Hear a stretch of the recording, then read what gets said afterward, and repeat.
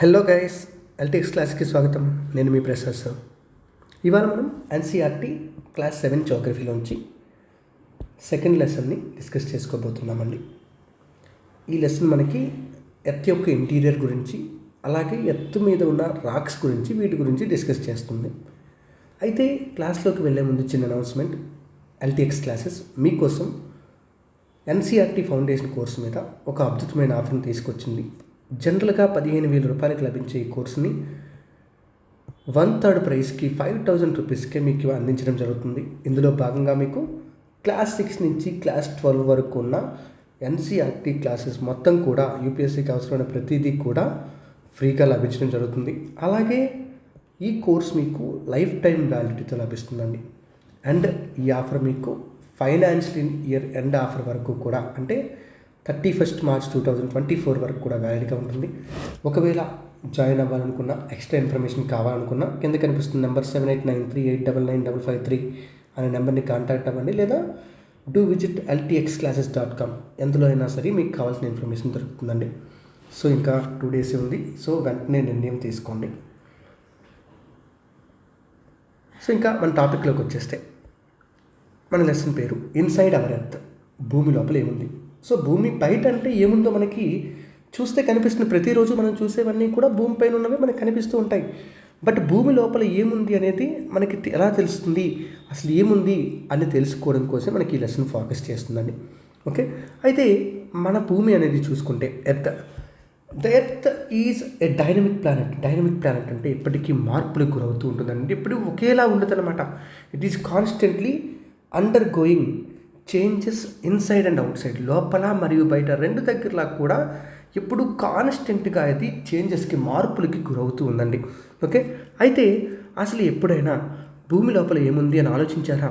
Okay, ఆలోచిస్తే ఈ question, ఈ లెసన్ మీకోసమేనండి.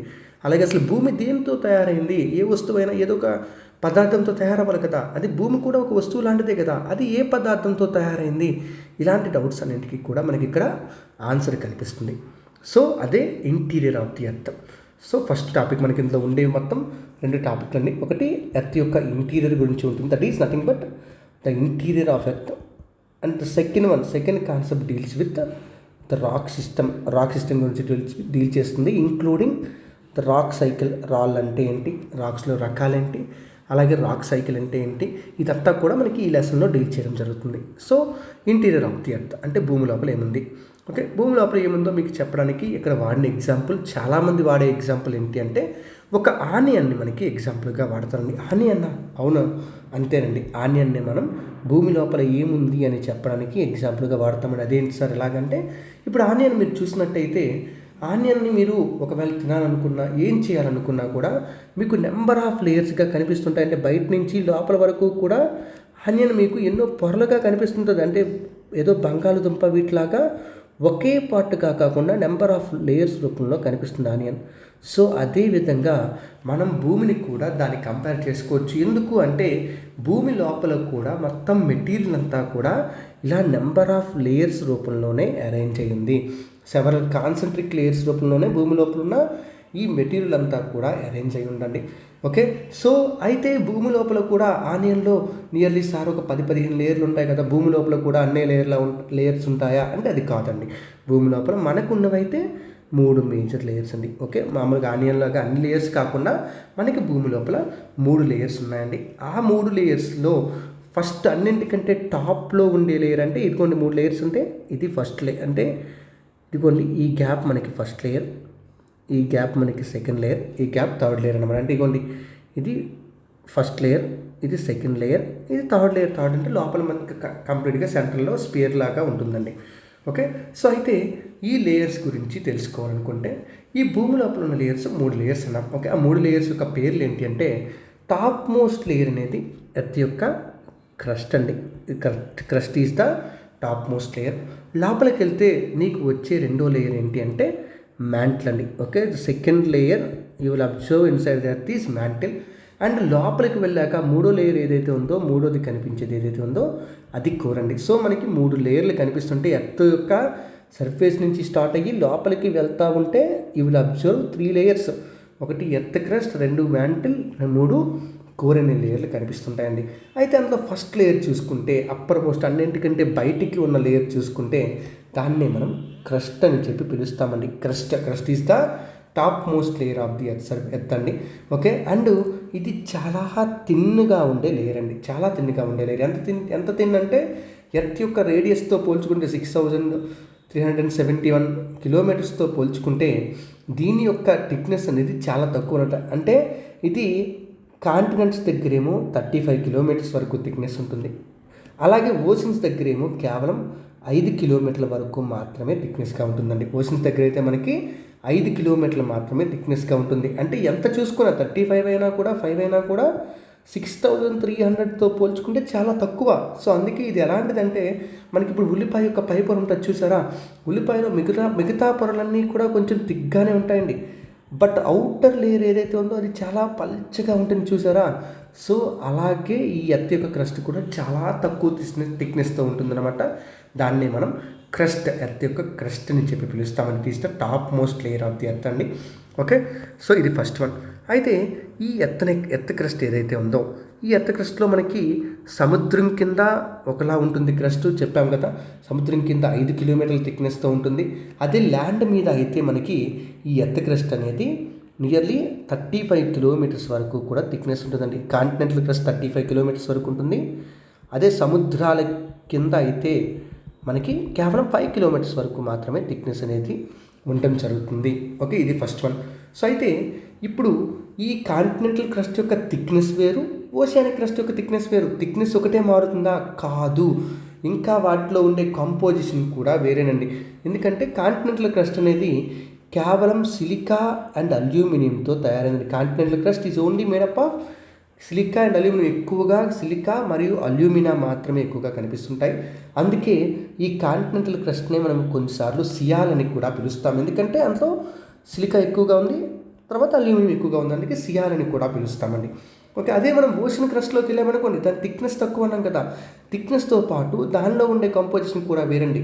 అందులో ఉండే కంపోజిషన్ ఏంటి అంటే సిలికా అండ్ మెగ్నీషియం అండి, not aluminium, silica and magnesium అండి. అందుకే ఆ లేయర్ని మనం సీమా అని పిలుస్తామంటే వాటికి షార్ట్ కట్లో ఉన్న సిలికాకి సి, మెగ్నీషియంకి మా. ఓకే, సీమా అంటే ఈ క్రస్ట్ ఏమో మనకి సీమా అనే క్రస్ట్గా ఉంటుందని. అంటే ఓషియానిక్ క్రస్ట్, కాంటినెంట్ క్రస్ట్ వాటి యొక్క థిక్నెస్లే కాదు, వాటిలో ఉండే మెటీరియల్ కంపోజిషన్ కూడా మనకి వేరుగా ఉంటుంది. సో సిలికా అండ్ మెగ్నీషియం, ఇది ఫస్ట్ వన్ అండి. ఓకే, అయితే ఈ క్రస్ట్ అనే లేయర్ అయిపోయింది. ఈ క్రస్ట్ అనే లేయర్లో మనకి రాక్స్ అనేవి ఉంటాయి. ఈ రాక్స్ గురించి మనం తర్వాత మాట్లాడతామండి. ఓకే, సో సెకండ్ లేయర్లోకి వెళ్తే క్రస్ట్ని దాటుకొని ఇంకా మనం లోపలికి వెళ్ళిపోతున్నాం అనుకోండి. లోపలికి వెళ్ళిపోతూ ఉంటే we will observe the layer of mantle అనే లేయర్ మనకి కనిపిస్తుందండి. ఓకే, ఈ క్రస్ట్ యొక్క దిగువ భాగం నుంచి నియర్లీ 2900 కిలోమీటర్ల డెప్త్ వరకు కూడా 2900 కిలోమీటర్ల డెప్త్ వరకు కూడా ఈ మ్యాంటిల్ అనేది ఉండడం జరుగుతుంది. It is the second layer అండి. ఓకే, అండ్ ఈ సెకండ్ లేయర్ని కూడా దాటి ఇంకా మనం లోపలికి వెళ్తే సెకండ్ లేయర్ని కూడా దాటి ఇంకా మనం లోపలికి వెళ్తే అక్కడ మనకి కనిపించే మూడో లేయర్ ఏంటి అంటే కోర్ అండి. Okay, it is the core అనేది అన్నింటికంటే లాస్ట్ లేయర్, అంటే అన్నింటికంటే ఎర్త్కి మధ్యలో ఉన్న లేయర్ ఏంటి అంటే కోర్ అనే లేయర్ అండి. ఓకే, అండ్ ఈ కోర్ అనే లేయర్ ఏదైతే ఉందో ఇది నియర్లీ 3500 కిలోమీటర్స్ వరకు రేడియస్తో ఉంటుందండి. 3500 కిలోమీటర్స్ వరకు రేడియస్, నాట్ డయామీటర్ అండి. ఓకే, ఇది మధ్యలో ఉంది కదా, స్పియర్ కదా అని చెప్పి డయామీటర్ అనుకోకండి. 3500 కిలోమీటర్స్ వరకు కూడా రేడియస్ని కలిగి ఉంటుంది. అలాగే ఈ ఎర్త్ యొక్క కోర్ అనేది మనకి ఎక్కువగా నికెల్ మరియు ఐరన్ అనే మెటల్స్తో తయారైంది. నికెల్ అండ్ ఐరన్ ఈ రెండు మీరు వినే ఉంటారు. రెండు కూడా మ్యాగ్నెటిక్ ప్రాపర్టీ ఉన్న మెటల్స్ అన్నమాట. దీన్ని బట్టి మీరు అర్థం చేసుకోగలరు ఎర్త్కి మ్యాగ్నెటిజం ఎక్కడి నుంచి వచ్చిందంటే ఎర్త్ యొక్క కోర్లోంచి వచ్చింది. ఓకే, సో ఇందులో నికెల్ మరియు ఐరన్ అనేవి ఎక్కువగా ఉన్నాయి కాబట్టి ఈ లేయర్ని మనం నిఫే అని చెప్పి పిలుస్తామండి. ఎర్త్ యొక్క కోర్ ఏదైతే ఉందో ఆ కోర్ అనే లేయర్ని మనం నిఫే అని చెప్పి పిలుస్తామండి. So these are the 3 important layers of the earth యొక్క crust, mantle and core. Okay, so ఇప్పుడు ఒక డౌట్ ఏంటి అంటే మనుషులు రకరకాల మెటల్స్ కోసం ఎర్త్ లోపలికి తవ్వుతున్నారంటే డిగ్ చేస్తూ ఉన్నారు కదా. ఇక్కడ డిగ్ చేసి అక్కడ ఒక మెటల్ని ఎక్స్ట్రాక్ట్ చేస్తూ ఉంటారు. లేకపోతే కేజీఎఫ్ సినిమా చూస్తే లోపలికి వెళ్ళి గోల్డ్ని ఎక్స్ట్రాక్ట్ చేస్తూ ఉంటారు కదా. అయితే ఇంతవరకు మనిషి ఎంత లోతు వరకు తవ్వగలిగాడు. భూమి యొక్క లోతు ఎంత అంటే నియర్లీ 6371 కిలోమీటర్స్ వరకు ఉంటుంది. అయితే అందులో ఎంత లోతు వరకు మనిషి తవ్వగలిగాడు, ఇది ఇంపార్టెంట్ పాయింట్ అండి. ఓకే, ఇదిగోండి, the deepest mine in the world is in South Africa. South ఆఫ్రికాలో పోనెంగ్ గోల్డ్ మైన్ అని ఒక మైన్ ఉంటుందండి, మనకి నెక్స్ట్ క్లాస్లో కూడా వస్తుంది ఇది. ఓకే, పోనెంగ్ గోల్డ్ మైన్ అని ఒక మైన్ ఉంటుందన్నమాట. ఆ మైన్లో 4 కిలోమీటర్ల వరకు మనిషి వెళ్తారు, అంటే 4 కిలోమీటర్ల వరకు లోతు వరకు తవ్వారు. అక్కడికి వెళ్ళి అక్కడి నుంచి బంగారాన్ని ఎక్స్ట్రాక్ట్ చేసుకుంటూ ఉంటారన్నమాట. సో మనిషి ఇంతవరకు వెళ్ళగలిగింది 4 కిలోమీటర్ల లోతు అండి, అంతే. క్రస్ట్ యొక్క లోతుకు కూడా వెళ్ళదంటే కంప్లీట్గా ఫిల్ చేయలేదు అనమాట. సో అంత తక్కువ లోతుకి మాత్రమే మనం వెళ్ళగలిగాం. బట్ ఇదిగోండి, ఇక్కడ ఆయిల్ కోసం 6 కిలోమీటర్ వరకు వెళ్ళని ఇచ్చారు. బట్ యాక్చువల్గా అయితే there or oil rigs, okay, with depth of 12 kilometres, 12 కిలోమీటర్ల డెప్త్తో కూడా మనకి ఆయిల్కి సంబంధించిన హోల్స్ అయితే ఉన్నాయండి.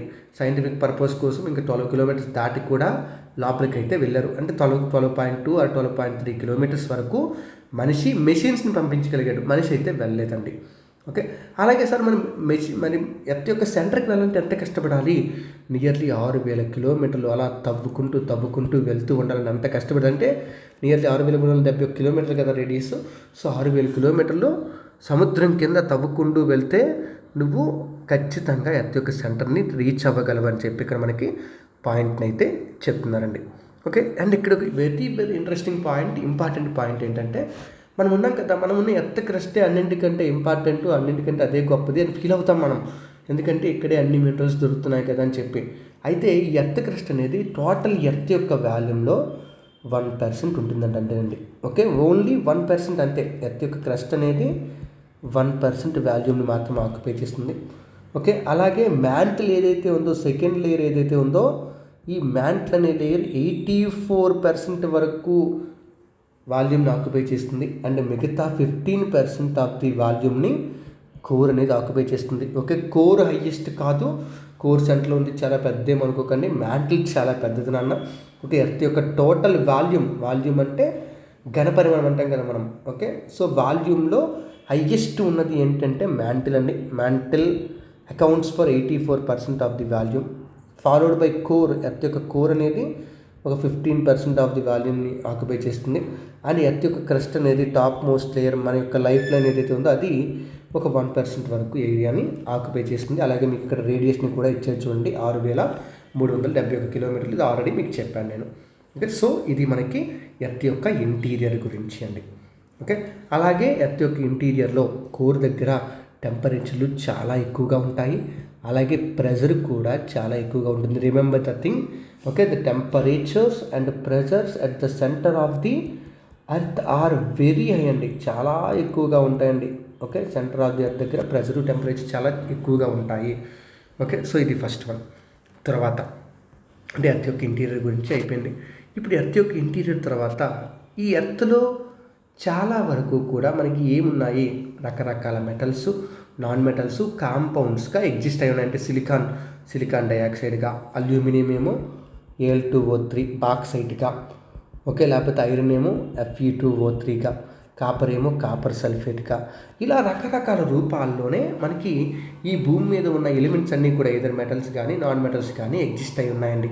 ఓకే, అయితే ఇప్పుడు మనకి ఈ మెటల్స్ ఇవన్నీ కూడా భూమి లోపల ఎక్కువ టెంపరేచర్స్ ఉండడం వలన చాలా వరకు ఎక్కువ ప్లేసెస్లో ఇవన్నీ లిక్విడ్ స్టేట్లోనే ఉంటాయండి. ఎలా ఉంటాయండి? లిక్విడ్ స్టేట్లో ఉంటాయండి. బట్ ఎర్త్ యొక్క టాప్ మోస్ట్ లేయర్ అయిన ఎర్త్ క్రస్ట్లో మాత్రం మనకి ఇవన్నీ సాలిడ్ స్టేట్లో ఉండే అవకాశం ఉంది. ఎలా ఉంటుందండి? సాలిడ్ స్టేట్లో ఉండే మినరల్స్ ఉండే అవకాశం ఉందండి. ఎందుకంటే తక్కువ టెంపరేచర్స్ మనం బతకగలుగుతున్నామంటే తక్కువ టెంపరేచర్స్ ఉన్నాయి కదా అర్థం. సో సాలిడ్ స్టేట్లో ఉండే అవకాశం ఉందండి. సో ఈ సాలిడ్ స్టేట్లో ఉన్న మెటల్స్ యొక్క కాంపౌండ్స్ ఏవైతే ఉన్నాయో వాటిని మనం రాక్స్ అంటాం. అంటే ఎర్త్ క్రస్ట్ అంతా కూడా కంప్లీట్గా మేడప్ ఆఫ్ రాక్స్, కంప్లీట్గా రాళ్ళతోనే తయారైందండి. ఓకే, సో మరి రాక్ అంటే ఏంటి? రాక్ ఏమైనా డెఫినేషన్ ఉంటుందా? ఇది కూడా ఇచ్చాడు కదా, ఉంది కదా, ఏంటది? Okay, any natural mass of mineral matter that makes up the earth's crust is called a rock. A mineral matter అయినా సరే ఓకే ఎర్త్ క్రస్ట్లో ఉంటే దాన్ని మనం రాక్ అని పిలుస్తాం. అది నేచురల్గా ఎర్త్ క్రస్ట్లో ఎగ్జిస్ట్ అయి ఉంటే దాన్ని మనం రాక్ అనే పిలుస్తామండి. బట్ ఈ రాక్స్ అన్నీ ఒకేలా ఉంటాయంటే కాదు, ఎందుకంటే దానిలో ఉన్న మినరల్ కంపోజిషన్ మారచ్చు. మినరల్ బట్టి దాని యొక్క కలర్ మారుతుంది, దాని యొక్క సైజ్ మారుతుంది, దాని యొక్క టెక్స్చర్ అది అంటే చూసి మనకు కనిపించే విధానం కూడా మారుతూ ఉంటుంది. ఓకే, సో అయితే ఈ రాళ్ళు ఉన్నాయంటే రాళ్ళు అంటే ఏంటంటే rocks are nothing but minerals అండి. సింపుల్గా చెప్పంటే గ్రూప్ ఆఫ్ మినరల్స్, రకరకాల మినరల్స్ అన్నీ కలిపి ఒక రాయి అనేది మనకి తయారవుతుంది. ఓకే, సో అయితే ఇప్పుడు ఈ రాక్స్లోకి వచ్చేటప్పటికి రాక్స్ అనేవి ఎన్ని రకాలు, వాటికి ఉండే క్వాలిటీస్ ఏంటి, అవి ఎలా ఏర్పడతాయి, ఇది మనకి ఇంపార్టెంట్. ఓకే, రాక్స్కి ఉండే క్వాలిటీస్ ఏంటి, అవి ఎలా ఏర్పడతాయి. సో రాక్స్ అనేవి ఎన్ని రకాలు అంటే మనకి rocks are mainly classified into 3 types. 3 రకాలుగా క్లాసిఫై చేయొచ్చు. ఒకటి igneous rocks, 2 sedimentary rocks, 3 metamorphic rocks. Okay, igneous, sedimentary and metamorphic 3 రకాల రాక్స్ ఉన్నాయండి. ఓకే, సో ఇగ్నియస్ అంటే ఇక్కడ మీనింగ్ ఇచ్చేటువంటి ఇగ్నియస్ అంటే అర్థం ఏంటి అంటే మనకి లాటిన్లో ఇగ్నిస్ అంటే ఫైర్ చేయడం అని అర్థం, అంటే వేడిగా ఫైర్ చేయడం. ఓకే, చాలా వేడిగా ఉంది అని అర్థం. ఇక్కడ ఆ మీనింగ్కి తగ్గట్టుగా ఇగ్నియస్ రాక్స్ అంటే ఏంటి అంటే భూమి లోపల నుంచి బాగా వేడిగా ఉన్న మాగ్మా, భూమి లోపల లిక్విడ్ స్టేట్లో ఈ మినరల్స్ అన్నీ ఉంటాయి అన్నాం కదా. ఎందుకంటే టెంపరేచర్లు ఎక్కువ కాబట్టి మనకి లిక్విడ్ స్టేట్లోని మినరల్స్ అన్నీ కూడా ఉంటాయి. సో లిక్విడ్ స్టేట్లో ఉన్న మినరల్స్ ఏవైతే ఉన్నాయో వాటినే మనం మాగ్మా అని చెప్పి పిలుస్తామని. ఏమని పిలుస్తామండి? We call it as magma. Okay, liquid స్టేట్లో ఉన్న మినరల్స్ని మనం మాగ్మా అని చెప్పి పిలుస్తాం. సో ఈ మాగ్మా అనేది ఎర్త్ సర్ఫేస్ మీదకి వచ్చి లేకపోతే ఎర్త్ సర్ఫేస్ మీదకి రాకుండా ఎలా అయినా సరే ఆ మాగ్మా చల్లబడితే ఏమవుద్ది, ఖచ్చితంగా లిక్విడ్ స్టేట్లో ఉన్న ఏ మెటీరియల్ అయినా కూడా సాలిడ్ స్టేట్లోకి మారాల్సిందే. సో సాలిడ్ స్టేట్లోకి మారుతుంది. సో అందువల్ల సాలిడ్ స్టేట్లోకి మారిన తర్వాత అది గట్టిపడి ఒక హార్డ్ సబ్స్టెన్స్గా ఏర్పడుతుంది. ఆ హార్డ్ సబ్స్టెన్స్ని మనం రాక్ అని పిలుస్తామని. ఏమి పిలుస్తామండి? రాక్ అని చెప్పి పిలుస్తాం జనరల్గా అయితే. సో అయితే ఇవి మాగ్మా చల్లబడ్డం వల్ల ఏర్పడ్డాయి కాబట్టి, okay, they are formed because of cooling of magma, కాబట్టి వాటిని ఇగ్నియస్ రాక్స్ అంటారు. అంటే ఫైర్, వేడిగా ఉండేది అని అర్థం అంట, ఫైర్. ఓకే, ఇగ్నియస్ రాక్స్ అండి. ఓకే, అయితే ఇగ్నియస్ రాక్సే భూమి మీద ఏర్పడిన ఫస్ట్ రాక్స్ అండి. భూమి మీద అన్నింటికంటే ముందే ఏర్పడిన రాక్స్ ఏంటి అంటే మనకి ఇగ్నియస్ రాక్స్ అండి. సో అందుకనే వాటిని ప్రైమరీ రాక్స్ అని కూడా పిలుస్తారు. ప్రైమరీ రాక్స్ ఎందుకని పిలుస్తారంటే భూమి ఏర్పడినప్పుడు ఫస్ట్ ఏర్పడిన రాక్స్ ఇగ్నియస్ రాక్స్. లేకపోతే ఇప్పుడు ఒక వల్కనో ఎరప్ట్ అయితే వల్కనో నుంచి మాగ్మా బయటకు వస్తే అది చల్లబడితే అప్పుడు కూడా ఏర్పడే ఫస్ట్ రాయి ఏంటంటే ఇగ్నియస్ రాక్ అని. అంటే రాక్ సైకిల్ బిగిన్ అయ్యేది ఇదంతా కూడా మనకి ఇగ్నియస్ రాక్స్తో స్టార్ట్ అవుతుందండి. ఓకే, అయితే ఈ ఇగ్నియస్ రాక్స్లో కూడా మళ్ళీ 2 రకాలు ఉన్నాయంట. ఏంటిది? ఒకటి intrusive igneous rock, 2 extrusive igneous rock. ఇదేంటి సార్, పేరులోనే కొంచెం అర్థం ఏదో కనిపిస్తుంది బట్ తెలియట్లేదు. ఏంటి? ఇంట్రూజివ్ అంటే లోపల, ఎక్స్ట్రూజివ్ అంటే బయట. లోపల బయట ఏంటి అంటే ఇప్పుడు భూమి లోపల మాగ్మా ఉందని చెప్పాం. ఓకే, ఇది ఎర్త్ యొక్క క్రస్ట్ అనుకోండి. ఎర్త్ క్రస్ట్ కింద మనకి చాలా వేడిగా లిక్విడ్ స్టేట్లో ఉన్న మాగ్మా ఉంది. అయితే ఈ మాగ్మా అనేది దాని యొక్క ఫోర్స్ని ఉపయోగించుకొని బయటికి రాగలిగింది. బయటకు వచ్చిన తర్వాత బయట అలా చాలా చెదురుగా పడిపోయి సాలిడిఫికేషన్ జరిగి ఒక రాయిని ఏర్పడింది బయటకు వచ్చాక. ఓకే, బయటికి వచ్చింది కాబట్టి అది ఎక్స్ట్రూజివ్ అనమాట. అంటే బయటకు వచ్చిన తర్వాత ఏదైనా ఒక మాగ్మా భూమి యొక్క క్రస్ట్ లోపల నుంచి బయటకు వచ్చి చల్లబడి ఒక రాక్ని ఫామ్ చేస్తే అది ఎక్స్ట్రూజివ్ ఇగ్నియస్ రాక్ అండి. ఎక్స్ట్రూజివ్ ఇగ్నియస్ రాక్ అని పిలుస్తాం. ఓకే, అలా కాకుండా కొన్నిసార్లు ఏంటంటే మాగ్మా బయటికి రాలేక దానికి ఎనర్జీ సరిపోక లోపలే ఉండిపోయి ఎర్త్ సర్ఫేస్కి కింద ఎర్త్ క్రస్ట్కి లోపలే ఎక్కడో ఒక దగ్గర డిపాజిషన్ జరిగిపోయి కూల్ అయిపోతే అక్కడ కూడా రాక్ ఏర్పడతాయి. సో అలా ఏర్పడిన రాక్స్ ఏవైతే ఉంటాయో వాటిని మనం ఇంట్రూజివ్ ఇగ్నియస్ రాక్స్ అని చెప్పి పిలుస్తాం. Intrusive igneous racks. So extrusive igneous rocks అంటే భూమి బయట కూలైనవి, అలాగే ఇంట్రూజివ్ ఇగ్నియస్ రాక్స్ అంటే భూమి లోపల కూలైనవండి. ఓకే, సో ఇది ఫస్ట్ వన్. ఓకే, అయితే ఈ ఇంట్రూజివ్ ఎక్స్ట్రూజివ్ ఈ రెండింటికి సార్ ఎంతైనా డిఫరెన్సు అంటే కాదండి, ఇంకొక డిఫరెన్స్ కూడా ఉంది. అంటే ఇంట్రూజివ్ ఇగ్నియస్ రాక్స్ ఎక్కడ ఏర్పడ్డాయి? భూమి లోపల చల్లబడితే ఏర్పడ్డాయి. ఎక్స్ట్రూజివ్ ఇగ్నియస్ రాక్స్ ఏమో భూమి బయట చల్లబడితే ఏర్పడ్డాయి. అయితే ఇప్పుడు భూమి లోపల చల్లబడినప్పుడు ఏంటంటే భూమి లోపల టెంపరేచర్లు ఇంకా ఎక్కువే ఉంటాయి, ఎందుకంటే అది మాగ్మాకి దగ్గరలో ఉంది. సో టెంపరేచర్లు ఎక్కువగానే ఉంటాయి. టెంపరేచర్లు ఎక్కువగా ఉన్నాయి కాబట్టి కూలింగ్ ప్రాసెస్ అనేది చాలా స్లోగా జరుగుతుంది. ఎలా జరుగుతుందండి? స్లోగా జరుగుతుంది. ఎప్పుడైతే కూలింగ్ ప్రాసెస్ అనేది మనకి స్లోగా జరిగిందో ఆటోమేటిక్గా అక్కడ ఏర్పడిన రాళ్ళ యొక్క గ్రెయిన్ సైజ్ అనేది పెద్దగా ఉంటుందంటండి. The grain size will be large grains. Okay, large grain సైజ్తో మనకి ఏర్పడే అవకాశం ఉంటుందండి ఇగ్నియస్ రాక్స్. ఫస్ట్ గుర్తుపెట్టుకోండి, ఇంట్రూజివ్ ఇగ్నియస్ రాక్స్ అనేవి భూమి లోపల ఏర్పడతాయి. భూమి లోపల మాగ్మా చల్లబడాలి. భూమి లోపల ఎంత భూమి లోపల ఉన్నా సరే, భూమి లోపల అనగానే టెంపరేచర్లు ఎక్కువ ఉంటాయి. ఓకే, టెంపరేచర్ కొంచెం ఎక్కువ కాబట్టి అంత ఫాస్ట్గా చల్లబడదు, స్లోగా చల్లబడుతుంటుంది. స్లోగా చల్లబడింది అంటే ఆటోమేటిక్గా గ్రెయిన్ సైజ్ అనేది చాలా పెద్దగా ఉంటుంది. అండ్ దీనికి బెస్ట్ ఎగ్జాంపుల్ ఏంటి అంటే granite is the best example for the intrusive igneous racks అండి. ఓకే, అలాగే ఈ ఇంట్రూజివ్ రాక్స్ ఏవైతే ఉన్నాయో ఇది గ్రెయిన్ సైజ్ చాలా పెద్దగా ఉంది కాబట్టి తొందరగా విరిగిపోదు. ఓకే, తొందరగా పిండి అయిపోయే అవకాశం లేదు. అందుకోసమని చెప్పి ఏం చేస్తారంటే ఈ గ్రానైట్ లాంటి రాళ్ళని గ్రైండింగ్ స్టోన్స్గా వాడతారు. గ్రైండింగ్ స్టోన్స్ అంటే మెటల్స్ సానపెట్టడానికి కానీ, ఓకే, లేకపోతే ఒక ముద్దను తయారు చేసుకోవడానికి కానీ, లేకపోతే స్పైసెస్ని పౌడర్గా మార్చుకోవడానికి కానీ, ఇవన్నీ కూడా మనకి వాటి కోసం మీరు ఇంట్లో వాడుతుంటారు కదా, ఇలాంటివన్నీ కూడా మనకి గ్రానైట్తోనే తయారవుతాయండి. ఇది first one. Okay, second one ఏంటి? ఎక్స్ట్రూజివ్ అంటే బయట ఏర్పడిన ఇగ్నియస్ రాక్స్ అండి. బయట ఏర్పడ్డాయి అంటే ఏం జరుగుతుంది? బయట టెంపరేచరు బయటికి రాగానే చాలా తగ్గిపోయింది temperature and compared to the interior of the earth లోపల కంటే టెంపరేచర్ చాలా ఎక్కువగా తగ్గిపోతుంది. టెంపరేచర్ ఎప్పుడైతే ఎక్కువగా తగ్గిపోయిందో the cooling process will become fast. చాలా ఫాస్ట్గా కూల్ అవుతుంది.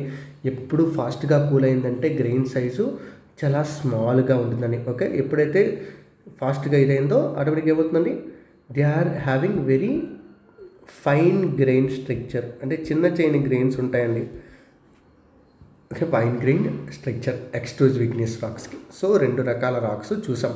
అండ్ ఈ ఎక్స్ట్రూజివ్ ఇగ్నియస్ రాక్స్కి బెస్ట్ ఎగ్జాంపుల్ ఏంటంటే బసాల్ట్ అండి. ఈ 2 పేర్లు గుర్తుండాలండి. ఇంట్రూజివ్ ఇగ్నియస్ రాక్స్కి గ్రానైట్, అలాగే ఎక్స్ట్రూజివ్ ఇగ్నియస్ రాక్స్కి మనకి బసాల్ట్ అండి. ఓకే, భూమి బయట ఇది జరిగితే బసాల్ట్ ఏర్పడుద్ది, భూమి లోపల అయితే గ్రానైట్ ఏర్పడుద్ది. అందుకే గ్రానైట్ ఎప్పుడు భూమి కింద తవ్వుతూ ఉంటారు. బసాల్ట్ ఎప్పుడు కూడా పైనే ఉంటుంది, చాలా వరకు సర్ఫేస్ పైన ఉంటుంది. అది ఎరోజన్ జరగడం వల్లే, అది వెదరింగ్ ఎరోజన్ ప్రాసెస్ జరగడం వల్లే మనకి బ్లాక్ సాయిల్ కూడా ఏర్పడుతుంది అనమాట.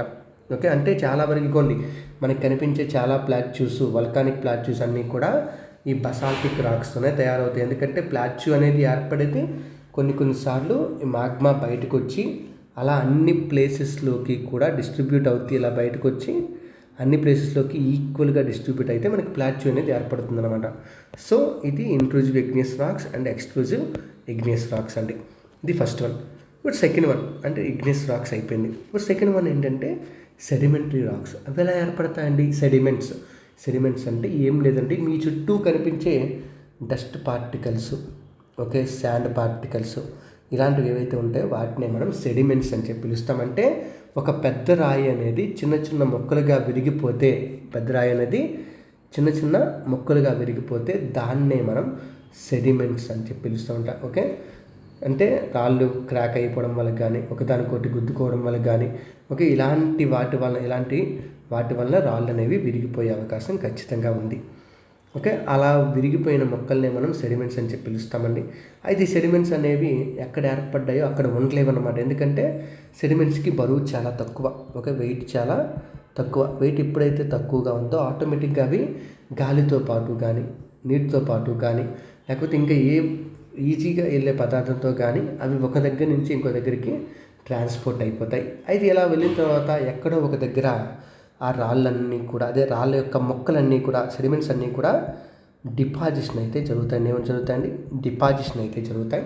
ఇప్పుడు ఆ సెడిమెంట్స్ అన్నీ డిపాజిట్ అయిన తరువాత, ఓకే, అవి ఏం చేస్తాయంటే ఒక్కోసారి అన్నీ ఒకదానికొకటి దగ్గరికి వచ్చేసి గట్టి పడిపోతాయండి. ఏమవుతాయండి? గట్టి పడిపోతాయంటే లైక్ ఎలా అంటే మీ ఇంటి ముందు రీసెంట్గా రోడ్డు కొంచెం బాగాలేదని మట్టితో నింపేశారు. అలాగా కొంచెం మట్టి వంపారన్నమాట ట్రాక్టర్తో తీసుకొచ్చి. అయితే ఫస్ట్లో లూజ్గానే ఉంటుంది, బట్ ఒక 2-3 సార్లు వర్షం పడి మీరు అలా కంటిన్యూస్గా దాని మీద నడుస్తూ తిరుగుతూ ఉంటే ఏమవుతుందంటే ఇది ప్లెయిన్గా వచ్చేసి గట్టి పడిపోతుంది అండి. ఎంత గట్టి పడిపోతుంది అంటే ఒకవేళ తవ్వాలనుకున్నా కూడా మనం తవ్వలేము, ఒక్కొక్కసారి అంత గట్టిగా మారిపోతుంది అనమాట. ఎందుకంటే కంప్రెషన్స్ వలన, వీటన్నింటి వలన కూడా ఆ సెడిమెంట్స్, ఆ మట్టి అంటే ఏంటి? సెడిమెంట్సే కదా. ఈ సెడిమెంట్స్ అన్నీ కూడా కాంపాక్షన్ అనే ప్రాసెస్కి గురవుతాయి. ఏంటది? కాంపాక్షన్ అంటే ఒకే దగ్గర అంటి పెట్టుకుంటానికి అనే ప్రాసెస్కి గురవుతాయి. ఈ కాంపాక్షన్ అనే ప్రాసెస్ వల్ల ఆ సెడిమెంట్స్ అన్నీ కలిసి ఒక రాక్గా, అంటే కొన్నాళ్ళకి అది రాక్గా కూడా మారిపోవచ్చు అనమాట. సో అలా ఏర్పడే రాళ్ళు ఏమైతే ఉంటాయో వాటిని మనం సెడిమెంటరీ రాక్స్ అని చెప్పి పిలుస్తాం. ఏంటండి? సెడిమెంటరీ రాక్స్ అని చెప్పి పిలుస్తాం. వీటికి బెస్ట్ ఎగ్జాంపుల్ ఏంటంటే మనకి కనిపించే ఇసుక రాయి అండి. ఇసుక రాయి అంటే ఏం లేదు, ఒకప్పుడుది ఇసుకే, అక్కడ మీకు ఇసుకే ఉండేది. ఆ ఇసుక అంతా కూడా దగ్గరకు వచ్చి చాలా సంవత్సరాలు కష్టపడి మనకి ఆ శాండ్ కాస్త శాండ్ స్టోన్గా మారింది. ఓకే, ఇది మనకి సెడిమెంటరీ రాక్స్ గురించి. ఓకే, అయితే ఈ సెడిమెంటరీ రాక్స్కి ఉన్న ఒక్కొక్క ప్రత్యేకత, చాలా ఇంపార్టెంట్ ప్రత్యేకత ఏంటి అంటే, ఒక ప్రాంతంలో సెడిమెంట్స్ ఉన్నప్పుడు, అంటే ఈ ప్రాంతంలో మీకు మట్టి వచ్చిందండి. సో అయితే ఇక్కడ మట్టి వచ్చినప్పుడు ఈ మట్టిలో ఇసుక లేకపోతే మట్టి ఇవే కాదండి, వాటితో పాటు యానిమల్ ప్లాంట్ రిమైన్స్ కూడా ఉండొచ్చు. ప్లాంట్ రిమైన్స్ కూడా మనకి ఉండే అవకాశం ఉందండి. ఎక్కడ? ఈ ఇసుకలో, అంటే మన దగ్గర ఉన్న సెడిమెంట్స్లో. ఎందుకంటే మన దగ్గర ఉన్న ఇసుకలో ఒక చిన్న బల్లి చనిపోయి ఉండొచ్చు, ఓకే, లేకపోతే ఒక కుక్క చనిపోయి ఉండొచ్చు, లేకపోతే ఒక చిన్న చీమ లేకపోతే పాము ఏదో ఒకటి చనిపోయి ఉండొచ్చు. అండ్ అవన్నీ కూడా ఆ ఇసుక గట్టి పడుతుంటే ఆ మధ్యలో ఉన్న ఆ జీవం అనే శవం కూడా, అంటే ఆ బాడీ కూడా మనకి ఆ రాయితో పాటు గట్టి పడిపోతూ ఉంటుందండి. అలా కొన్నాళ్ళకి చూస్తే ఏమవుతుందంటే ఒక్కసారి ఆ రాయి ఏర్పడిపోయి ఉంటుంది. అయితే ఆ రాయి ఏర్పడడానికి కారణమైన మట్టిలో ఒక చిన్న జంతువు, ఏదో ఒకలా పొడవుగా ఉన్న ఒక జంతువు చచ్చిపోయింది. అయితే అది గట్టిపడిపోయి మొత్తం రాయిలాగా మారిపోయింది. అయితే కొన్నాళ్ళ తర్వాత ఎవరైనా దీన్ని పొరపాటున పగలగొట్టి చూసారనుకోండి, లోపల ఈ జంతువు యొక్క ఫాజిల్ మీకు కనిపిస్తుంది. లోపల మీకు ఆ జంతువు యొక్క ఫాజిల్ మీకు కనిపిస్తుందండి. అంటే ఫాజిల్ అంటే ఏంటి అంటే, ఇలా చనిపోయిన మొక్కలు, జంతువులు ఇవన్నీ కూడా రాళ్ళ మధ్యలో లేకపోతే మట్టి మధ్యలో ట్రాప్ అయిపోయి ఉండిపోతాయి అలాగా. సో ఉండిపోయి అంత ఎక్కువగా డికంపోజ్ అవ్వకుండా అలా ఉండిపోతాయి. అంటే మెటీరియల్ మ్యాక్సిమం డికంపోజ్ అయిపోయింది, బట్ ఎముకలు ఇలాంటివన్నీ డికంపోజ్ అవ్వకుండా ఉండిపోతాయి. ఇలా డికంపోజ్ అవ్వకుండా ఉండిపోయిన అవి ఏవైతే ఉన్నాయో, ఓకే, వాటినే మనం ఏమంటామంటే ఫాజిల్స్ అని చెప్పి పిలుస్తాం. అంటే ఈ రాయి లోపల మీకు కనిపించిన మెటీరియల్ ఉంది కదా, సో దాన్నే మనం సింపుల్గా ఫాజిల్ అని చెప్పి పిలుస్తామండి. ఫాజిల్స్ అంటే ఒక రాయిలో దొరికిన డెడ్ ప్లాంట్ ఆర్ యానిమల్స్ యొక్క రిమైన్స్ని మనం ఫాజిల్స్ అని చెప్పి పిలుస్తామండి. అండ్ ఈ ఫాజిల్స్ మనకి ఎక్కువగా దొరికేది సెడిమెంటరీ రాక్స్. నో అదర్ రాక్స్లో మనకి ఫాజిల్స్ ఎక్కువగా ఉండే అవకాశం ఉంది. ఫాజిల్స్ ఎక్కువగా ఉండే రాక్స్ అంటే సెడిమెంటరీ రాక్స్ అండి. ఓకే, సో ఇదే మనకి ఇక్కడ ఇస్తున్నారు చూడండి. ఈ రాక్స్లో మనకి ఫాజిల్స్ ఉంటాయి, ప్లాంట్స్వి, యానిమల్స్వి, వేరే ఆర్గానిజమ్స్, ఇవన్నింటి యొక్క ఫాజిల్స్ కూడా కనిపిస్తాయి. వీటి బట్టి సైంటిస్టులు చెప్తారనమాట ఏంటంటే, ఈజిప్ట్లో ఒక 20,000 సంవత్సరాల క్రితం ఏర్పడిన ఒక రాయి దొరికింది. ఓకే, ఆ రాయి లోపల ఒక యానిమల్, ఏదో ఒక యానిమల్ లైక్ ఒక టార్టాయిజ్ యొక్క ఫాజిల్ దొరికింది. అంటే అర్థం ఏంటంటే, దాన్ని బట్టి వాళ్ళు ఏం అర్థం చేసుకుంటారంటే, ఓకే 20,000 సంవత్సరాల ముందు ఆ పర్టికులర్ ఏరియాలో టార్టాయిస్లు ఉండేవి. లేదా అదే ఇంకొక దగ్గర 1,00,000 సంవత్సరాల క్రితానికి సంబంధించిన ఒక రాక్లో డైనోసార్ యొక్క ఫాజిల్ దొరికింది. అంటే అప్పుడు అక్కడ డైనోసార్ ఉండేది అని చెప్పి అర్థం అనమాట. అంటే ఆ ప్రాంతంలో డైనోసార్ బతికేది అని చెప్పి అర్థమండి. సో ఇది సెడిమెంటరీ రాక్స్. అండ్ ఫైనల్గా మనకి కావాల్సింది ఏంటి అంటే మెటమార్ఫిక్ రాక్ అండి. Third type of rock metamorphism, అంటే తెలుగులో రూపాంతరం అండి. ఏంటండి? ఓకే, రూపాంతరం అంటే రూపాన్ని మార్చుకోవడం, సింప్లీ ఇది గుర్తుపెట్టుకోండి ఫస్ట్. ఓకే, సో ఇక్కడ ఏంటి అంటే మన దగ్గర already igneous types of rocks ఉన్నాయి, అలాగే సెడిమెంటరీ టైప్ ఆఫ్ రాక్స్ కూడా ఉన్నాయి. 2 రకాల రాక్స్ అయితే ఉన్నాయి. అయితే ఈ రాక్స్ మీద ఒకవేళ ప్రెజర్ కానీ హీట్ కానీ విపరీతంగా పడింది అనుకోండి, ఓకే, అంటే మీ దగ్గర ఉన్న రాయి మీద, ఇది రాయి మీ దగ్గరది, ఈ రాయి మీద విపరీతమైన ప్రెజర్ పడింది, ఫుల్గా బలం పెట్టారు, లేకపోతే టెంపరేచర్ని బాగా పెంచేశారు. ఇలా ఏం జరిగినా, టెంపరేచర్ బాగా పెరిగి ప్రెజర్ పెరిగినా, ఇలా ఏం జరిగినా కూడా మనకి ఆ రాక్ ఏమవుతుందంటే ఇంకొంచెం గట్టి పడిపోయి అది కాస్త మెటామార్ఫిక్ రాక్గా మారిపోతుంది. అంటే మెటామార్ఫిక్ రాక్ అంటే ఈధర్ అది ఒక సెడిమెంటరీ రాక్ నుంచైనా ఏర్పడవచ్చు, లేకపోతే ఇగ్నియస్ రాక్ నుంచి కూడా ఏర్పడవచ్చు. ఒక ఇగ్నియస్ రాక్ ఆర్ ఒక సెడిమెంటరీ రాక్ మనకి ఒక మెటమార్ఫిక్ రాక్ ఏర్పడే అవకాశం ఖచ్చితంగా ఉందండి. దానికి బెస్ట్ ఎగ్జాంపుల్ ఏంటంటే మీరు చూస్తారే మార్బుల్ ఎక్కడి నుంచి వచ్చింది? సున్నపరాయి అంటారు కదా మీరు. ఆ సున్నపరాయి గట్టి పడితే వచ్చిందే మార్బుల్ అండి. ఇంకేం లేదు. సున్నపరాయి అనేది గట్టి పడడం వల్లనే మనకి మార్బుల్ అనే రాయి అనేది రావడం జరిగిందనమాట. సో ఇది మనకి దీనికి సంబంధించిన విషయాలండి. ఓకే, రాక్స్లో 3 టైప్ ఆఫ్ రాక్స్ అండి. ఓకే, ఏంటది? ఇగ్నియస్, సెడిమెంటరీ, అలాగే మెటమార్ఫిక్ 3 రకాల రాక్స్ ఉన్నాయి. వాటికి సంబంధించిన కొన్ని డీటెయిల్స్ మనం చూసాం. ఓకే, తర్వాత ఈ రాక్స్ మనకి చాలా రకాలుగా ఉపయోగపడతాయి. మనకు తెలుసు, చిన్నప్పుడు చాలా గేమ్స్ ఆడుకున్నాం.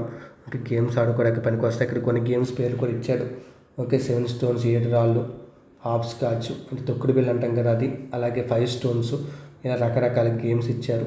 ఓకే, దీంతో పాటు ఈ రాక్స్ని మనం ఇంకా వేరే పనులకు వాడతాం. మెయిన్ పనులు ఏంటంటే రోడ్లు వేయడానికి, ఇల్లులు కట్టడానికి, బిల్డింగ్లు కట్టడానికి, బ్రిడ్జిలు కట్టడానికి, లేకపోతే రైల్వే లైన్ వేయడానికి, వీటన్నింటికి కూడా మనం రాళ్ళని వాడుకుంటూ ఉంటామండి. ఓకే, సో అయితే ఫైనల్గా ఓకే, ఈ రాక్స్ అనేవి మన దగ్గర ఎన్ని రకాలు ఉంటాయంటే, సార్ మా దగ్గర సెడిమెంటరీ రాక్స్ ఉన్నాయి, లేకపోతే ఇంకొకరి దగ్గర ఇగ్నియస్ రాక్స్ ఉన్నాయి, ఇంకొకరి దగ్గర మెటమార్ఫిక్ రాక్స్ ఉన్నాయి. ఓకే సార్, నా దగ్గర ఉన్న ఇగ్నియస్ రాకు జీవితాంతం అలాగే ఉండిపోతుందా? నో. ఇగ్నియస్ రాకు ఎలాగైనా మారిపోవచ్చు. సెడిమెంటరీ రాక్ అలాగే ఉండిపోతుందా? నో. మెటమార్ఫిక్ రాక్ అలాగే ఉండిపోతుందా? నో. ఏదైనా మార్పు జరగవచ్చు. అంటే ఈ భూమి మీద ఉన్న రాక్స్ అనేవి okay, they can change their form in their lifetime. They can change their form. Okay, వాటి యొక్క రూపాన్నవి వాటి జీవితాంతం కూడా మార్చుకోగలవు. అంటే జీవితాంతం కూడా వాటి రూపం మారుతూనే ఉంటుంది. ఎలా మారుతుంది? ఇగ్నియస్ రాక్ నుంచి సెడిమెంటరీకి, సెడిమెంటరీ రాక్ నుంచి మెటమార్ఫిక్కి, మెటమార్ఫిక్ రాక్ నుంచి ఇగ్నియస్కి, ఇలా రకరకాలుగా మారుతూ ఉంటుంది. ఓకే, అలా మారే క్రమం, ఆ చైన్ రియాక్షన్ ఏదైతే ఉంటుందో దాన్నే మనం సింపుల్గా రాక్ సైకిల్ అని చెప్పి పిలుస్తాం. ఏంటండి? Rock cycle. ఇదిగోన్న రాక్ సైకిల్ మనకి ఇచ్చాడు. ఓకే, రాక్ సైకిల్ గురించి మనం సింపుల్గా చెప్పాలి అనుకుంటే ఈ ఇమేజ్ని చూసి చెప్పొచ్చు, లేదా వేరే రకం కూడా చెప్పొచ్చు. నేను మీకు అలాగే చెప్తాను, ఒకసారి వినండి. సో రాక్ సైకిల్ అంటే చాలా సింపుల్ అండి. అంటే ఇప్పుడు మనకి భూమి మీద ఉన్న ప్రతి రాకు కూడా దాని యొక్క రూపాలని మార్చుకుంటూ వేరే రాక్ టైప్లోకి మారడాన్ని మనం రాక్ సైకిల్ అని చెప్పి పిలుస్తామండి. ఓకే, మన దగ్గర ఉన్న మొత్తం 3 రకాల రాక్స్ ఉన్నాయి: igneous, sedimentary and metamorphic racks. అయితే ఈ సైకిల్ అనేది ఎలా జరుగుతూ ఉంటుందంటే, ఫస్ట్ మన దగ్గర ఉన్న ఇగ్నియస్ రాక్స్ ఏవైతే ఉన్నాయో, ఈ ఇగ్నియస్ రాక్స్ మీద వర్షం పడటం వల్ల కానీ, లేకపోతే ఎండ వల్ల కానీ, ఏదో ఒక రూపం వల్ల రాక్స్ ముక్కలుగా మారిపోతాయి అని చెప్పాం కదా. ముక్కలుగా మారితే ఏమవుతాయి? మనకి అక్కడ సెడిమెంట్స్ అనేవి ఏర్పడతాయి. సెడిమెంట్స్ అంటే ఇసుక, మట్టి, ఇవే అనమాట. ఇలా సెడిమెంట్స్ అనేవి మనకి ఏర్పడతాయండి. అయితే ఈ సెడిమెంట్స్ అనేవి గట్టిపడితే, చెప్పాను కాంపాక్షన్, ఈ ప్రాసెస్లు జరగడం వల్ల ఏమవుతాయంటే ఆ సెడిమెంట్స్ గట్టిపడి సెడిమెంటరీ రాక్స్ అనేవి ఏర్పడతాయి. సెడిమెంటరీ రాక్స్ అనేవి ఏర్పడతాయంటే ఇసుక అంతా గట్టిపడి మనకి శాండ్ స్టోన్ అనేది ఏర్పడుతుంది. ఓకే, సో ఇప్పుడు లేకపోతే కాల్షియం కార్బోనేట్ అంతా గట్టిపడి లైమ్ స్టోన్ అనేది ఏర్పడుతుంది. లైక్ అలా అనుకోండి. ఇప్పుడు ఈ సెడిమెంటరీ రాక్స్ ఉన్నాయి. ఈ సెడిమెంటరీ రాక్స్ కింద అనుకోకుండా వీటి మీద విపరీతమైన ప్రెజర్ పడింది అనుకోండి. అంటే ఈ సెడిమెంటరీ రాక్స్ భూమి లోపల 1 కిలోమీటర్ లోపల రోజులో ఉన్నాయనుకోండి. అప్పుడు ఏమవుతుంది? ఈ పైనున్న బరువంతా దాని మీద పడుతుంది, అంటే ప్రెజర్ పడుతుంది. అలాగే భూమి లోపలికి వెళ్ళే కొద్దీ మాగ్మాకి దగ్గర అయిపోతుంటాం కాబట్టి టెంపరేచర్ పెరుగుతూ ఉంటుంది. సో టెంపరేచర్, ప్రెజర్ ఎక్కువయ్యేటప్పటికి ఏమవుతుందంటే ఈ సెడిమెంటరీ రాక్ కాస్త మనకి మెటమార్ఫిజం జరిగి మెటమార్ఫిక్ రాక్గా మారిపోతుందంటే లైమ్ స్టోన్ అనే ఒక సెడిమెంటరీ రాక్ మెటమార్ఫిజం జరిగి మార్బుల్ అనే రాక్గా మారిపోతుంది అనమాట. సో మెటమార్ఫిక్ రాక్గా మారిపోతుంది. ఈ మెటమార్ఫిక్ రాకు ఇంకా కొన్ని సంవత్సరాలకి మనకి భూమి లోపలికి అలా వెళ్ళిపోతూ, అంటే ఎర్త్క్వేక్ వచ్చినప్పుడు, ఇలాంటివి వచ్చినప్పుడు భూమి లోపలికి వెళ్ళిపోయి భూమి లోపల లేయర్లోకి, అంటే క్రస్ట్ని దాటుకొని ఎర్త్ యొక్క మ్యాంటిల్ లోపలికి వెళ్ళిపోతుంది. మ్యాంటిల్ లోపలికి వెళ్ళిపోతే ఏమవుతుంది? మ్యాంటిల్ చాలా వేడిగా ఉంటుందండి. మ్యాంటిల్ చాలా వేడిగా ఉండి లిక్విడ్ మెటల్ని కలిగి ఉంటుంది. దాన్నే మనం మాగ్మా అని చెప్పి పిలుస్తాం. సో ఈ మాగ్మాలోకి వెళ్ళి కలిసిపోతుంది, అంటే మాగ్మాలోకి వెళ్ళి కరిగిపోతుంది. మాగ్మాలో ఎప్పుడైతే కరిగిపోయిందో ఆ మాగ్మా మళ్ళీ భూమి మీదకి వచ్చిందనుకోండి, అప్పుడు ఏమవుతుంది, మళ్ళీ ఇగ్నియస్ రాక్గా మారిపోతుంది. సో ఇదే మనకి రాక్ సైకిల్. ఓకే, ఇక్కడ మనకి ఇగ్నియస్ రాక్ కూడా మెటమార్ఫిక్ రాక్గా మారే అవకాశం ఉందండి. దానికి కూడా టెంపరేచర్ అండ్ ప్రెజర్ కరెక్ట్గా దొరికితే అది కూడా మెటమార్ఫిక్ రాక్గా మారచ్చు. సో ఈ రాక్ సైకిల్ మనకి చాలా ఇంపార్టెంట్. ఇది మనకి మళ్ళీ ఫర్దర్ క్లాసెస్లో వస్తుంది. జస్ట్ ఇక్కడ తెలుసుకునేది బేసిక్గా తెలుసుకోండి ఫస్ట్. ఓకే, రాక్ సైకిల్ అంటే ఏంటంటే ఇగ్నియస్ రాక్ సెడిమెంట్స్గా మారి ఆ సెడిమెంట్స్ కాస్త సెడిమెంటరీ రాక్గా మారుతాయి. ఆ సెడిమెంటరీ రాక్ కాస్త ప్రెజర్ అండ్ టెంపరేచర్ యొక్క ఎఫెక్ట్ వల్ల మెటమార్ఫిజం జరిగి మెటమార్ఫిక్ రాక్గా ఏర్పడుతుంది. ఆ మెటమార్ఫిక్ రాక్ భూమి లోపలికి కొంత లోతుకి వెళ్ళిపోతే మాగ్మాగా మారిపోతుంది. ఆ మాగ్మా మళ్ళీ వల్కానిక్ ఎరప్షన్ ద్వారా భూమి మీదకి వస్తే ఇగ్నియస్ రాక్గా మారుతుంది. సో ఇక్కడ ఇంకొకటి కూడా ఉంది, మళ్ళీ చెప్పాం కదా, గుర్తెచ్చుకోండి. ఈ మాగ్మా అనేది ఎర్త్ క్రస్ట్ని దాటుకొని బయటికి వస్తే ఎక్స్ట్రూజివ్ ఇగ్నియస్ రాక్, లేదు ఎర్త్ క్రస్ట్ లోపలే ఉండిపోయి గట్టిపడిపోతే ఇంట్రూజివ్ ఇగ్నియస్ రాక్గా ఏర్పడతాయని మనం ఆల్రెడీ అంటే ఈ లెసన్ యొక్క స్టార్టింగ్లో చెప్పుకున్నామండి. సో ఇది మనకి రాక్ సైకిల్కి సంబంధించిన విషయాలు. అలాగే మీకు ఒక 2 పిక్చర్స్ ఇచ్చారు. ఏంటంటే మీకు చెప్పడం కోసం, మీరు 500 రూపాయల నోటు మీద రెడ్ ఫోర్ట్ని చూసుంటారు కదా, అది రెడ్గా ఉంటుందండి.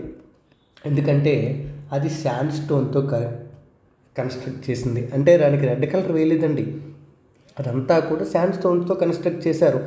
అంటే శాండ్ స్టోన్ అనేది నేచురల్గానే రెడ్ కలర్లో ఉంటుంది కాబట్టి ఆ ఎర్రకోట కూడా మనకి చూడడానికి ఎర్రగా కనిపిస్తూ ఉంటుంది. సో ఇదొక విషయం. అలాగే తాజ్మహల్ చాలా వైట్గా ఉంటుంది సార్, అంత తెల్లగా ఉంటుంది, వైట్ కలర్ వేసారా? కాదు, అది వైట్ మార్బుల్తో కన్స్ట్రక్ట్ చేశారు, అందుకే మనకి అది వైట్గా కనిపిస్తుంది. ఇలాగే మీకు అబ్జర్వ్ చేయమంటున్నారండి. ఓకే, మీ చుట్టూ ఉండే రాళ్ళు ఏమేమి ఉన్నాయి, ఎలా ఉన్నాయి, అవి దేంతో తయారై ఉంటాయి, ఇదంతా కూడా మీకు ఆలోచించమని చెప్తూ ఉన్నారండి. ఓకే, అలాగే ఫైనల్గా ఇంకా లెసన్ యొక్క ఎండింగ్కి వచ్చేటప్పటికి ఓకే, రాక్స్ గురించి ఇప్పుడు చెప్తున్నాడు. ఏంటి అంటే ఒక రాక్ అనేది రకరకాల మినరల్స్తో తయారైన ఒక పదార్థం అండి. Okay, rock is made up of different type of minerals. Okay, అయితే మినరల్స్ అంటే ఏంటి? మినరల్స్ అంటే ఏం కాదండి, మినరల్స్ అనేవి ఈ భూమి మీద నేచురల్గా దొరికే పదార్థాలు. ఓకే, అండ్ ఈ ప్రతి మినరల్కి కూడా ఒక ఫిక్స్డ్ కంపోజిషన్ ఉంటుంది. కంపోజిషన్ అంటే ఒక్కొక్క మినరల్ కూడా ఒక్కొక్క మెటీరియల్తో తయారవుతుంది. లైక్ హెమటైట్ అనే మినరల్ ఉంది, ఇది Fe2O3 ఐరన్ ఆక్సైడ్తో తయారవుతుంది. ఓకే, లేకపోతే మ్యాగ్నెటైట్ అనే మెటీరియల్ ఉంది, Fe3O4. ఓకే, ఐరన్ ఆక్సైడ్లో Fe3O4తో మనకి మ్యాగ్నెటైట్ తయారవుతుంది. అంటే కంపోజిషన్ ఒక్కొక్క రాక్కి ఒక్కొక్క టైప్ ఆఫ్ ఫిక్స్డ్ కంపోజిషన్ ఉంటుంది. ఫర్ ఎగ్జాంపుల్ ఇది కాకపోతే మనకి లైమ్ స్టోన్ ఉంది. లైమ్ స్టోన్ అంటే కాల్షియం కార్బోనేట్తో తయారవుతుంది. అంటే ఒక్కొక్క రాయి ఒక్కొక్క కంపోజిషన్ కలిగి ఉంటుంది, అంటే డెఫినైట్ కెమికల్ కంపోజిషన్ ఖచ్చితంగా ఉంటుంది. అలాగే ఒక్కొక్క రాయి ఒక్కొక్క రకమైన ఫిజికల్ ప్రాపర్టీని కలిగి ఉంటుందండి. ఒక్కొక్క మినరల్ కూడా ఒక్కొక్క రకమైన ఫిజికల్ ప్రాపర్టీని కలిగి ఉంటుంది. అంటే ఫిజికల్ ప్రాపర్టీ అంటే అది గట్టిగా ఉంటుందా, మెత్తగా ఉంటుందా, లేకపోతే ఏ కలర్లో ఉంటుంది, వైట్ కలర్లో ఉంటుందా, రెడ్ కలర్లో ఉంటుందా, బ్లాక్ కలర్లో ఉంటుందా, దాని యొక్క టెక్స్చర్ ఎలా ఉంది, ఇవన్నీ కూడా మనకి ఒక రాయి నుంచి ఒక రాయికి మారిపోతాయి. ఎందుకంటే ఒక మినరల్కి కూడా ఒకలా ఉండదు కాబట్టి ఒక్కొక్క మినరల్ ఒక్కొక్క రంగులో కనిపిస్తుంటుంది. ఓకే, సో అంటే లైక్ ఇప్పుడు ఐరన్ ఆక్సైడ్ ఉందనుకోండి, ఇది మనకి రెడ్ కలర్లో కనిపిస్తుంది. ఓకే, లేకపోతే కాల్షియం కార్బోనేట్ ఉందనుకోండి, ఇది మనకి వైట్ కలర్లో కనిపిస్తుంది. అంటే ఒక్కొక్క మినరల్ కూడా ఒక్కొక్క కలర్లో ఉంటాయి అన్నమాట. సో మినరల్స్ ఫిజికల్ ప్రాపర్టీస్ మారుతూ ఉంటాయి, అలాగే వాటి యొక్క కెమికల్ కాంపోజిషన్ కూడా మారుతూ ఉంటుందండి. అండ్ ఈ మినరల్స్ అనేవి మనకి చాలా ఇంపార్టెంట్, ప్రతి మనిషికి కూడా బతకడానికి చాలా ఇంపార్టెంట్. ఎందుకంటే ఇందులో కొన్ని మినరల్స్ని మనం ఫ్యూయల్స్గా వాడుతున్న మినరల్ ఏంటంటే కోల్ అనేది ఒక సెడిమెంటరీ రాక్ అండి. ఓకే, సో దాన్ని మనం ఫ్యూయల్గా వాడుతున్నాం. లేకపోతే నేచురల్ గ్యాస్, పెట్రోలియం, వీటిని కూడా మనం ఫ్యూయల్స్గా వాడుతున్నాం. అలాగే ఇంకొన్ని వీటిని ఇండస్ట్రీస్లో వాడుతున్నామండి. ఇండస్ట్రీస్లో ఇప్పుడు ఫర్ ఎగ్జాంపుల్ ఐరన్ ఇండస్ట్రీ ఉంది, ఐరన్ అండ్ స్టీల్ ఇండస్ట్రీ. అక్కడ ఐరన్ అనేది ఒక ఇన్పుట్ అనమాట అండి. Fe2O3 ఏదైతే ఉందో దాన్నే తీసుకెళ్ళి వాళ్ళు అక్కడి నుంచి స్టీల్ని ప్రొడ్యూస్ చేస్తారు. సో ఐరన్, లేకపోతే అల్యూమినియం, లేకపోతే గోల్డ్, లేకపోతే యురేనియం, న్యూక్లియర్ ఫ్యూయల్ అయిన యురేనియం, ఇవన్నీ కూడా మనకి ఇండస్ట్రీస్లో ఉపయోగపడుతున్నాయి. అలాగే మెడిసిన్లో కూడా పనికొస్తున్నాయి అంటే మెడిసిన్ తయారు చేయడానికి ఇప్పుడు ఒక మనిషికి ఐరన్ డెఫిషియన్సీ ఉందంటారు, లేదా ఇలాంటివన్నీ ఉంటాయంటారు, వాటి కోసం పనికొస్తున్నాయి. మెడికల్ ఫీల్డ్లో పనికొస్తున్నాయి. అలాగే ఫెర్టిలైజర్స్ తయారీలో కూడా ఇవి పనికొస్తున్నాయి. మినరల్స్ అనేవి ఫెర్టిలైజర్స్ తయారీలో కూడా ఉపయోగపడుతున్నాయి. లైక్ ఎలా అంటే పెట్రోలియం ఉంది, పెట్రోలియం నుంచే మనకి యూరియాకి సంబంధించిన యూరియా ప్రొడ్యూస్ చేయడానికి అవసరమైన నాఫ్తా అనేది వస్తుంది. లేకపోతే నేచురల్ గ్యాస్ నుంచి డైరెక్ట్గా మనం యూరియాని ప్రొడ్యూస్ చేయొచ్చు. ఓకే, సో అంటే ఏంటి, ఫెర్టిలైజర్స్ కూడా దాని నుంచి వస్తున్నాయి. లేకపోతే పొటాష్, ఫాస్ఫరస్ అంటారు కదా, అవి కూడా మనకి ఎడారులు వీటిలో రాక్స్ రూపంలో దొరుకుతాయి అన్నమాట, మినరల్స్ రూపంలో దొరుకుతూ ఉంటాయి. సో దీని ప్రకారం చూసుకుంటే మినరల్స్ మన యొక్క లైఫ్లో ఇంపార్టెంట్ రోల్ని ప్లే చేస్తున్నాయి. అండ్ రకరకాల మినరల్స్ అంటే నెంబర్ ఆఫ్ మినరల్స్, ఒకటి లేదా అంతకంటే ఎక్కువ మినరల్స్ కలిస్తే మనకి ఒక రాక్ అనేది ఏర్పడుతుంది. రిమెంబర్ ద థింగ్, ఇది ఖచ్చితంగా గుర్తుపెట్టుకోండి. రకరకాల మినరల్స్ కలిపితే ఒక రాక్ అనేది ఏర్పడుతుంది. సో ఇది వాటికి సంబంధించిన విషయాలన్న. సో మనం ఇంత ఏం చెప్పుకున్నాం, ఫస్ట్ నుంచి ఏం చెప్పుకున్నామంటే, ఒకటి ఫస్ట్ మనకి ఎర్త్ యొక్క ఇంటీరియర్ యొక్క విషయాల గురించి తెలుసుకున్నాం. ఇంటీరియర్లో ఉన్న లేయర్స్, ఎర్త్ క్రస్ట్, ఎర్త్ యొక్క మ్యాంటిల్, అలాగే ఎర్త్ యొక్క కోర్ గురించి చూసామండి ఫస్ట్ విషయం. సో అలాగే దాని తర్వాత ఇంతవరకు భూమి మీద తవ్విన హైయెస్ట్ డెప్త్ ఎంతో చెప్పామంటే మనిషి ఎంత లోతు వరకు వెళ్ళాడో చెప్పాము. అలాగే నెక్స్ట్ మనకి రాక్స్ గురించి వచ్చామండి. నెక్స్ట్ టాపిక్ అంతా కూడా రాక్స్ గురించి స్టార్ట్ చేసుకున్నాం. రాక్స్ గురించి వచ్చేటప్పుడు రాక్స్లో ఉన్న 3 టైప్స్ ఆఫ్ రాక్స్ గురించి చెప్పాం. అంటే igneous, sedimentary and metamorphic racks గురించి, మూడింటి గురించి చెప్పాం. అవి ఎలా ఏర్పడతాయి, వాటికి ఉన్న డిఫరెన్స్ ఏంటి, వాటికి ఎగ్జాంపుల్స్ ఏంటి చెప్పాం. అలాగే ఇగ్నియస్ రాక్స్లో ఇంట్రూజివ్ ఇగ్నియస్ రాక్స్ చెప్పాము, అలాగే ఎక్స్ట్రూజివ్ ఇగ్నియస్ రాక్స్ గురించి కూడా మాట్లాడామండి. ఓకే, అలాగే సెడిమెంటరీ రాక్స్ అనగానే సెడిమెంటరీ రాక్స్లో ఫాజిల్స్ ఉంటాయి అని చెప్పాము. అలాగే ఫాజిల్ ఫ్యూయల్స్, అక్కడ పాయింట్ చెప్పలేదు కానీ సెడిమెంటరీ రాక్లోనే మనకి ఫాజిల్ ఫ్యూయల్స్ అనేవి దొరుకుతాయండి. Remember the thing, fossil fuels అంటే కోల్, నేచురల్ గ్యాస్, పెట్రోలియం, ఇవన్నీ ఏవైతే ఉన్నాయో అంటే ఇవన్నీ కూడా ఫాజిల్స్ నుంచే తయారవుతాయి. ఫాజిల్స్ అంటే బయోవేస్ట్, అంటే మనిషి చనిపోయిన తర్వాత, లేకపోతే జంతువులు చనిపోయిన తర్వాత, చెట్లు చనిపోయిన తర్వాత వాటిలో రకరకాల కెమికల్ రియాక్షన్స్ జరిగి అవే కోల్ గాను, లేకపోతే నేచురల్ గ్యాస్ గాను, పెట్రోలియం గాను మనకి మారుతూ ఉంటాయి అంట. అందుకనే వాటిని ఫాజిల్ ఫ్యూయల్స్ అని చెప్తారు. వాటి గురించి మనం మాట్లాడుకున్నాం. అలాగే రాక్స్ యొక్క సైకిల్ గురించి మాట్లాడాము. అదే రాక్ సైకిల్ గురించి మాట్లాడాము. ఏ రాయి ఎలా మారుతుంది, ఏ రాయి అనేది ఎలా మారుతుంది, ఎందుకు మారుతుంది అనే దాని విషయాన్ని కూడా మనం చూసామండి. ఓకే, అలాగే ఫైనల్గా మినరల్స్ యొక్క ఉపయోగాలు చూసాం. మినరల్ అంటే ఏంటి, మినరల్స్ యొక్క ఉపయోగాలు ఏంటి అనే దాన్ని గురించి కూడా మనం చూసాం. ఏ ఫీల్డ్లో మినరల్స్ని వాడుతున్నాను కూడా చూసామండి. Okay, so that's it for today. Thank you. Have a great day. Bye bye.